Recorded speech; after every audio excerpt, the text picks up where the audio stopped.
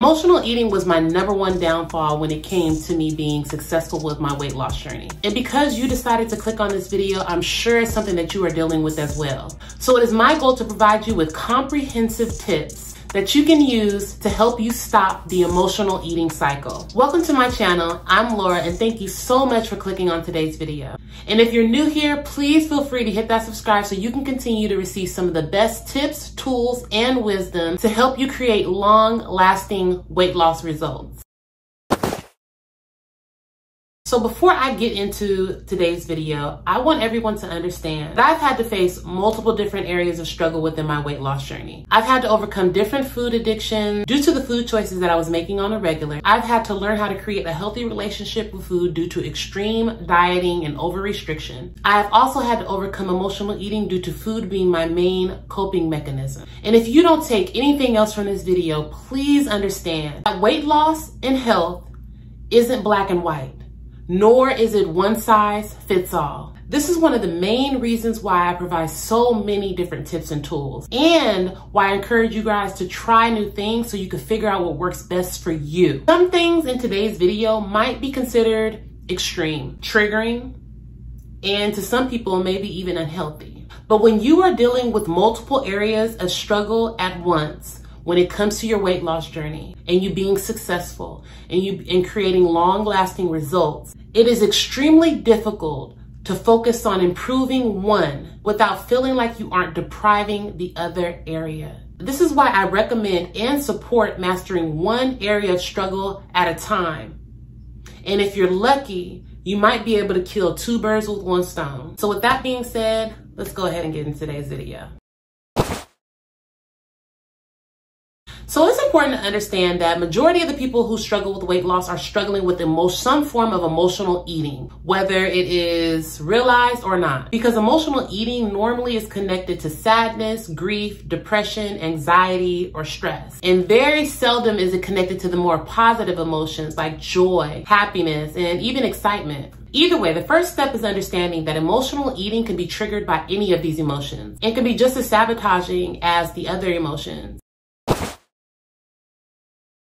I had to be honest with myself. No matter how much I wanted to believe that if I could just find the perfect diet, or that I was just born to be a big girl, I knew deep down inside that I had issues when it came to managing my emotions, and that food was my main coping mechanism. Once I was honest with myself about this, and it was hard to admit, I knew that my approach needed to be drastically different going forward. So because I had been in this cycle for so long, I had not only built up an addiction to foods, but also the emotional eating process. So I knew then that the things that I needed to be focused on in order for me to get the long-lasting results that I had wanted needed to be self-discipline, self-control, balance, sustainability, and most importantly, my mental and emotional well-being. But knowing that these things needed to be my priority, I began to create a plan of action. Now, in the beginning, I can admit that my knowledge regarding nutrition and dieting wasn't nowhere close to where it is right now. But what I did know is that I was overeating, and the foods that I overate were foods that were highly addictive and foods that I had ultimately developed a bad relationship with. With that being the case, I made the decision to spend some time away from those certain foods. I did this to help me create the self-control that I needed in order for me to create the success that I was looking for. Now, self-control is different than self-discipline, but both are needed in order for you to create consistency. I won't go into deep detail on how they are different in this video, but if it's something that you are struggling with, you should definitely consider enrolling into my weight loss master course, where I go over all of that into detail and should teach you exactly how to create the consistency that it's going to take in order for you to start accomplishing your weight loss goals. Now, making the decision to spend some time away from these foods in order for me to create that self-control was one of the main keys that provided me with the ability to be around these foods and not feel the need to indulge. Keyword need. Knowing the difference from needing to and wanting to was an important step for me because it gave me control over the food instead of the food having control over me. I also knew I needed a plan of action when it came to me staying focused on my goal, which helped me cultivate self-discipline. This is where a lot of the mental work came in at. I needed to address the fact that I had issues with making myself a priority. along with not feeling worthy. So I began to work on my self-talk and reframe the old thought and began to create new ones. I identified exactly why I didn't feel worthy and why I wasn't showing up for myself when it came to my health and wellness in ways that I felt that I deserved I should. It's important to understand that the story that you continue to tell yourself is the one that you will continue to live. I mean, think about it. You've probably been living the same cycle when it comes to your journey for a long time. You're continuously telling yourself that you are a failure, that nothing works, everything you do is temporary. What's the point, right? And what do you continue to experience? So the key to changing what you live is telling a new story. I saw this, so for me, it was crucial to change that story, and it was the best decision that I ever made. I identified my block, and I removed them one by forgiving myself and others. Healing my inner child, sacral chakra healing, which is actually the chakra that most who are struggling with weight loss need healing in, and affirmation. I also read books and consumed content that helped me with my process. Letting Go by David Hawkins is one of the best books. I still read this today. I recommend it to all my clients and anybody that has struggles with letting go and healing. That book, chef's kiss. Self-discipline refers to the mind's ability to govern the body, and that's exactly what took place. When I took this step, I transformed my mind and my body began to align. Now, the balance and sustainability came later on. This started to cultivate when I started dedicating myself to my individual process and learning what worked best for me when it came to creating a healthy relationship with food. Over-restriction for any long period of time and labeling foods as good and bad is very counterproductive, especially when you are wanting to create long-lasting results. I went over this in my previous video, and I'll go ahead and tag it here, and please feel free to watch when you're done with this one, or go take a look now. It's totally up to you. Now, when it came down to me focusing on my mental and emotional well-being and making that one of my top priorities, was the biggest game changer for me. This is why I stress the importance of doing this. Mental and emotional health is key. The reason why it was the biggest game changer for me is because it gave me my power back. And those who struggle with emotional eating, you know exactly what I mean when I say that. Because when you are in the thick of it and you're emotionally triggered, everything goes out the window. It's just you and that food. You feel out of control, like something just completely takes over and nothing even matters anymore. Taking your power back is crucial. And this is done through prioritizing your mental and emotional well-being. So when I say prioritizing your mental and emotional well-being, you want to understand what emotions make you feel out of control. What are those extremely emotionally triggering times? So when it came to depression and sadness and grief and anxiety and stress, I began to ask myself why I felt that way and how I could respond differently to that situation in order for me to change the way that I felt. How could my response be different? I want to make it clear that we're not talking about why we're attaching food to feeling better. And we can actually address that in another video if you guys are interested. But right now, we're focusing on creating a new response to prevent the emotional eating. And now, although it's good to know why you're attaching food to feeling good, you don't necessarily need it in order for you to see success. As long as you understand that you are using food to make you feel better, or to enhance a certain feeling, or to cope or to suppress a certain feeling, then that's all you need right now. So I know I look drastically different, but I wanted to take a moment for what we were just going over and to make it clear so there's an understanding about emotions, because I feel like there's this negative connotation, a gray cloud that's hanging over negative emotions, and negative emotions are not bad. They are perfectly normal. And in most cases, we tend to feel those negative emotions, especially the ones that we've done the healing work, in regards to them, and they continue to show up, are signs. They're simply signals for us to know that something's not right. There's a void, something is going on. And if we tap in deeper into knowing what exactly needs to be done in order for us to fill that void and start taking those actions accordingly, that we would be in a much better place. So I want to provide you with a tool. I recommend you start using this practice. Before you eat anything, even your regular meals throughout the day, I encourage you to start taking a moment before those meals and start checking in with yourself. Start asking yourself how you feel before you begin eating. Give yourself about 5 to 10 minutes to determine whether you are hungry or not, or whether you are just responding to a normal schedule or an eating window, or whether you are responding purely from emotion. Then you go about making the decision accordingly. So if you're hungry, go ahead and eat. If it's due to sticking to a schedule, wait it out until you are truly hungry. If it's from your emotions, start writing it down. How you're feeling, what you're experiencing. Give yourself permission to release it. Beginning to practice this now will help you create a new habit and a new automatic response. It will help you with learning how to pause before you make the decision to eat when emotionally triggered. If you get in the habit now of reflecting before a meal, it should create enough space for you to get in front of making the decision that doesn't align with your overall goals. At first, it will seem like a battle, especially if you are making this are taking this action before an emotionally triggered binge. But as you continue to overcome and stand your ground, it will get easier. This tool is extremely effective, but it's up to you to use it. Well, back to what I was saying.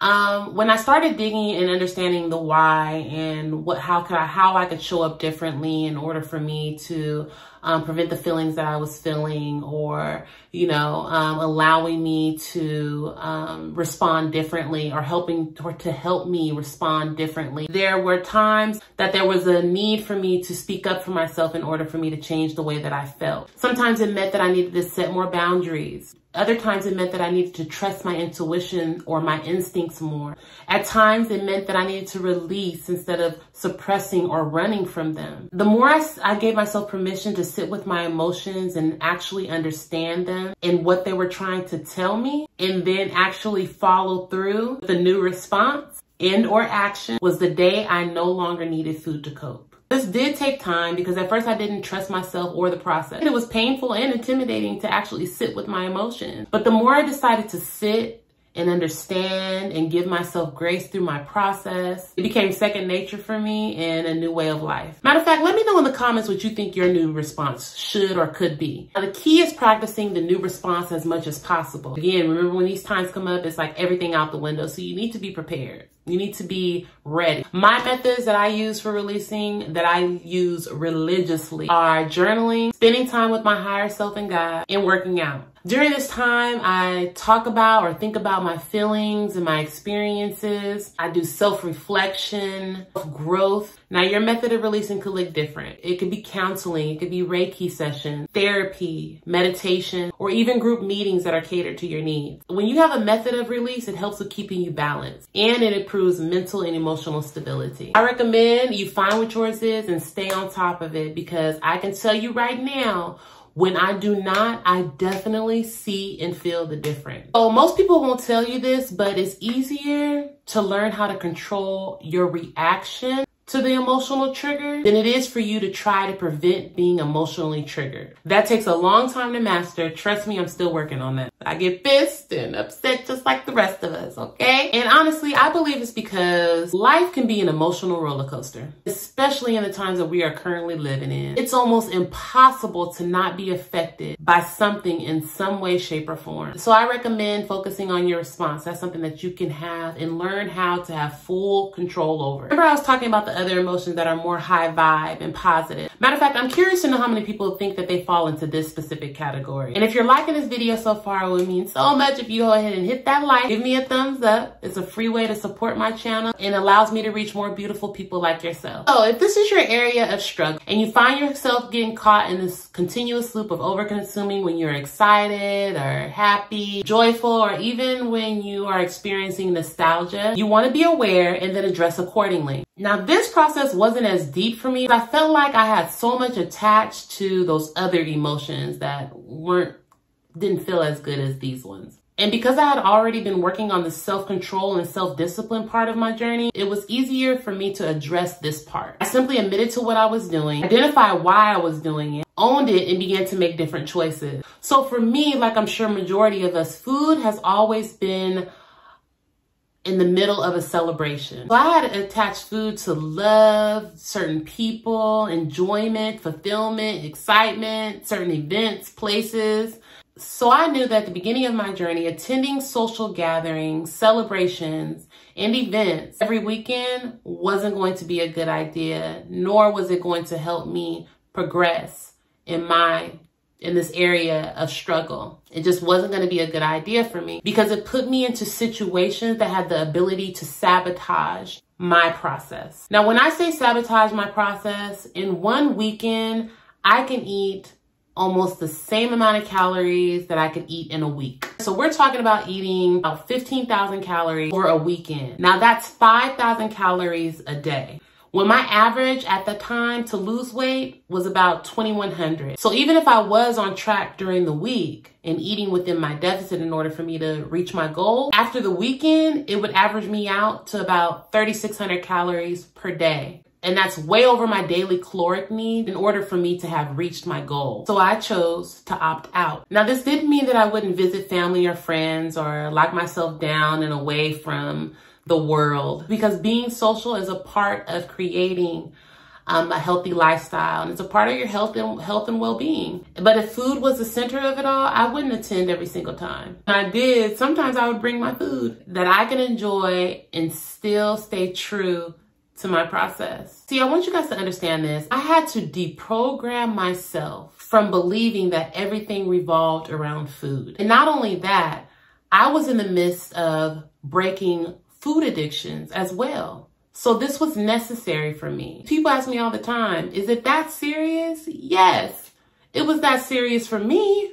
I was literally fighting for my life, which required me to do the things that I needed to do to create the self-discipline and the self-control. And doing so got me where I am today, living a healthy and sustainable lifestyle, which is something I thought that I would never be able to experience. As people, we have always attached celebrations with food, and there's nothing wrong with that. But when you are unable to be in those settings and be in full control, or at least be mindful, then it could become a big problem for you, especially if you're doing it at a rate that prevents you from being successful. So people tiptoe around this part and try to paint a pretty picture, but I'm not gonna do that. Food addiction is real. And if foods that you are emotionally eating are highly processed, full of processed sugar and salt, there is a high chance that you could possibly be addicted to those foods now at this point.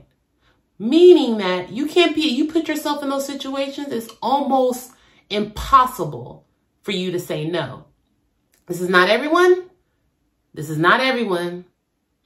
But I will say majority. So please understand that you could be possibly dealing with two different things, okay? And I'm not diagnosing you, and I don't say diagnose yourself, okay? Just use your discernment. If you need to go see a professional, go see a professional and figure out what you're dealing with right now so you can address it accordingly. It's real. You don't put an alcoholic in a room full of alcohol when they are going through their process. And although this process is different because you do need food for survival, it doesn't mean that all foods are necessarily good for us. And especially in the amounts or quantities that we are choosing to eat them at.